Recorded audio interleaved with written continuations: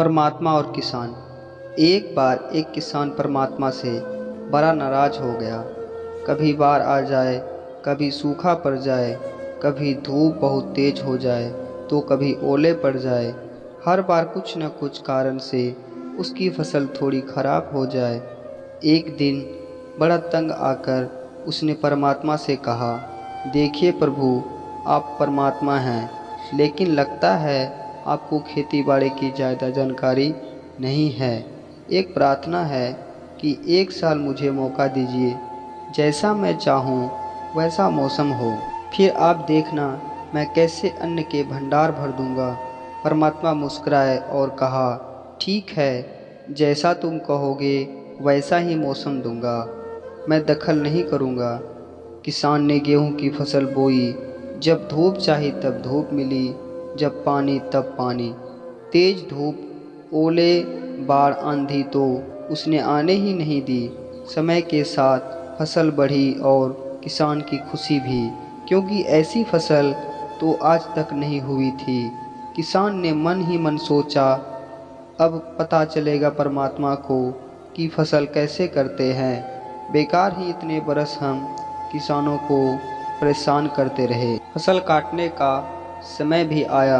किसान बड़े गर्व से फसल काटने गया, लेकिन जैसे ही फसल काटने लगा एकदम से छाती पर हाथ रखकर बैठ गया।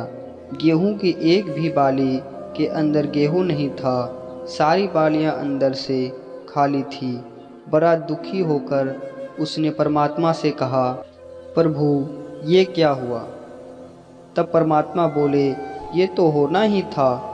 तुमने पौधे को संघर्ष का जरा सा भी मौका नहीं दिया, ना तेज धूप में उनको तपने दिया, ना आंधी ओले से जूझने दिया। उनको किसी प्रकार की चुनौती का एहसास जरा भी नहीं होने दिया। इसीलिए सब पौधे खोखले रह गए।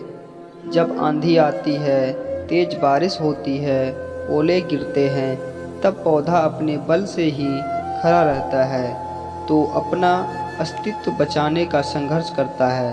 और इस संघर्ष से जो बल पैदा होता है वही उसे शक्ति देता है, ऊर्जा देता है, उसकी जीवटता को उभारता है। सोने को भी कुंदन बनने के लिए आग में तपने, हथौड़ी से पिटने, गलने जैसी चुनौतियों से गुजरना पड़ता है, तभी उसकी स्वर्णिम आभा उभरती है, उसे अनमोल बनाती है।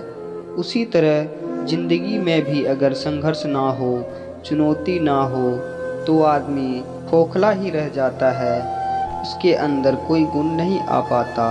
ये चुनौतियाँ ही है जो आदमी रूपी तलवार को धार देती है, उसे सशक्त और प्रखर बनाती है। अगर प्रतिभाशाली बनना है तो चुनौतियों को स्वीकार करनी पड़ेगी, अन्यथा हम खोखले ही रह जाएंगे। अगर जिंदगी में प्रखर बनना है, प्रतिभाशाली बनना है, तो संघर्ष और चुनौतियों का सामना तो करना ही पड़ेगा।